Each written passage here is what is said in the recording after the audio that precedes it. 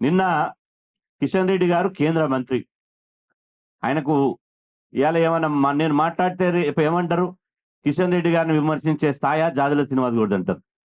నేను స్థాయిని ఇక్కడ ప్రస్తావించడం లేదు, కానీ బీసీల గొంతుకగా రెండు రెండు కోట్ల మంది బీసీల సమాజం పక్షాన కిషన్ రెడ్డి గారిని అడుగుతున్నా, రిజర్వేషన్ల గురించి నీకేమన్నా వనమాలు తెలుసా? రిజర్వేషన్ల గురించి మీకేమన్నా వనమాలు తెలుసా? రిజర్వేషన్ల గురించి నిజంగా మీకేమన్నా వనమాలు తెలిస్తే నిన్న ఢిల్లీలో మీడియా సమావేశం పెట్టి కిషన్ రెడ్డి గారు అట్లా మాట్లాడే వాళ్ళకి కాదు.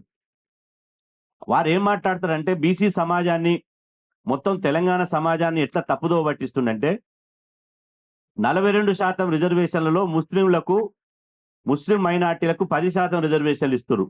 ఏడిస్తున్నారు ఒక జీవో దీపి. నువ్వు కేంద్ర మంత్రివే కదా, మీరు కేంద్ర మంత్రే కదా కిషన్ రెడ్డి గారు. 42% రిజర్వేషన్ తగ్గిస్తూ 42% నుంచి రేవంత్ రెడ్డి గారట 32% తగ్గించారట. అసలు రేవంత్ రెడ్డికి రిజర్వేషన్లకు సంబంధమే లేదు. ఆయన ఇంతవరకు రిజర్వేషన్ అమలు చేసినోడు కాదు. కాంగ్రెస్ ప్రభుత్వం వచ్చి 19 నెలలు అవుతుంది. ఆ 19 నెలల్లో రిజర్వేషన్ల మీద రేవంత్ రెడ్డి ఇంతవరకు జీవో తీయలే.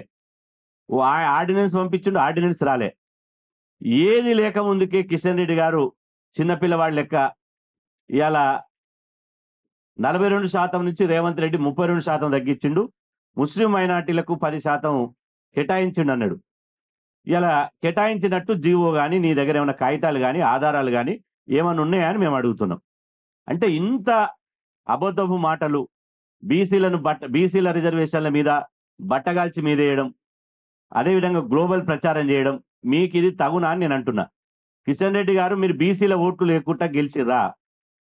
ఇవాళ 4 సార్లు అంబర్పేట ఎమ్మెల్యేగా, 5 సార్లు అంబర్పేట ఎమ్మెల్యే గెలిచావు. బీసీల ఓట్లు లేకుండా మీరు గెలిచారా? ఇవాళ సికింద్రాబాద్ ఎంపీగా 2 సార్లు గెలిచావు. బీసీల ఓట్లు లేకుండా గెలిచినవా? బీసీల ఓట్లతోటి గెలుస్తారు, బీసీల సభ్యత్వాలు తీసుకుంటారు, పార్టీ జెండా మోయించుకుంటారు, మీకు రాజకీయ ఊడిగం చేయించుకుంటారు. బీసీ రిజర్వేషన్లు పెంచాలంటే మీకంతా కడుపు మంటేందుకు? ఇలా కిషన్ రెడ్డి గారిది ఎట్లా ఉందంటే అంతా కూడా సంతాపం తెలిపినట్టుంది. వారు ఏమంటారంటే 42% రాష్ట్ర ప్రభుత్వం రిజర్వేషన్లు పెంచిన తర్వాతనే ఎన్నికలకు వెళ్ళాలంటాడు. ఇలా నవ్వి పోదురుగాక నాకేంటి సిగ్గు అన్నాడట వెనకడుకోడు. కేంద్ర మంత్రివి, ఇన్నిసార్లు ఎమ్మెల్యేగా చేసినావు, ఇన్నిసార్లు మంత్రిగా చేసినావు.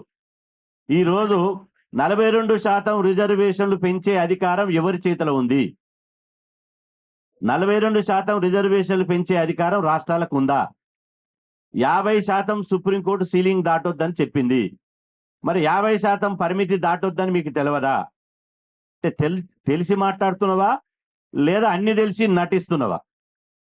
ఇది బీజేపీ నాయకులకు బీసీల మీద ఉన్న వ్యతిరేకతతోటి, కులగజ్జితోటి, వ్యతిరేక భావంతో నాడు మండల్ కమిషన్ నుంచి మొదలుకుంటే నేటి వరకు రిజర్వేషన్ల మీద విషంగా కూడా తప్ప, అబద్ధాలు ప్రాపగండం చేసుడు తప్ప రిజర్వేషన్ల విషయంలో అసలు ఈ సమంతైనా ఇవాళ వాళ్ళకు చిత్తశుద్ధి లేదు. నేను అంటున్నా, రామచంద్రరావు గారు, బీజేపీ రాష్ట్ర అధ్యక్షుడు రామచంద్రరావు గారు 9వ షెడ్యూల్లో మేము పెట్టము అంటాడు. ఏ ధైర్యంతో అంటావు రామచంద్రరావు గారు? ఎంత ధైర్యం కావాలి మీకు? నీ ఉన్నది 0.5% జనాభా, తిప్పి తిప్పి కొడితే నీది 1% జనాభా. కేసీఆర్ది 0.5% జనాభా, నీది 1% జనాభా. 1% జనాభా ఉన్న ఆయన 60% జనాభా బీసీలను 9వ షెడ్యూల్లో పెట్టమనడానికి నీకు ఎంత ధైర్యం కావాలి? అందుకనే మేము మొన్న వ్యతిరేక చేసిన బీజేపీ అంటే అది బహుజనుల జూటా పార్టీ అయిపోయింది. ఇది బీజేపీ అంటే బీసీల జూటా పార్టీ అయిపోయింది. ఇక కిషన్ రెడ్డి గారు, బండి సంజయ్ గారు, రామచంద్రరావు గారు, అదేవిధంగా బీజేపీ నాయకులు తానే అంటే తందాని అంటున్నారు. నిజంగా రామచంద్రరావు గారు మేము ఆ రోజు మొన్ననే ఆయన అన్నప్పుడు హెచ్చరించిన, నువ్వు బీసీల ద్రోహివి, నీ వ్యాఖ్యలు ఉపసంహరించుకో, లేకపోతే నేను రాష్ట్రంలో ఎక్కడ తిరగనీయం బిడ్డ అని చెప్పి మేము హెచ్చరిస్తే, మళ్ళా నిన్న మీడియా సమావేశంలో రామచంద్రరావు గారు మాట్లాడుతూ మాట మార్చి నాలిక తిప్పి మడతబెట్టి 42% మేము రిజర్వేషన్లకు కట్టుబడి ఉన్నాం, కానీ పార్టీ పరంగా ఇస్తామంటుండు. అంటే చిన్నపిల్లలు మాట్లాడినట్టే ఉంది తప్ప పార్టీ అధ్యక్షునిగా ఓ బాధ్యత కలిగినటువంటి వ్యక్తిగా లేదు. నేను చెప్పిన రామచంద్రరావు గారు మీరు ఎక్కడ నిలబడ్డా బీసీలం వెంటబడి నిన్ను ఓడిస్తామని చెప్పిన. దెబ్బకే భయపడి వారి స్టేట్మెంట్ ఏంది ఈరోజు మీడియాలో, నేను ప్రత్యక్ష ఎన్నికల్లో పోటీ చేయను. నువ్వు పోటీ చేయాలి, నిన్ను ఓడగొట్టాలి బీసీలు అందరు కలిసి. ఇలా ఇంత దుర్మార్గమైనటువంటి బీసీలకు వ్యతిరేకులైనటువంటి వీళ్ళని వదిలిపెట్టే ప్రసక్తి లేదు. ఇప్పుడు పార్లమెంట్ సమావేశాలు జరుగుతున్నాయి, ఢిల్లీలో పార్లమెంట్ సమావేశాలు జరుగుతున్నాయి.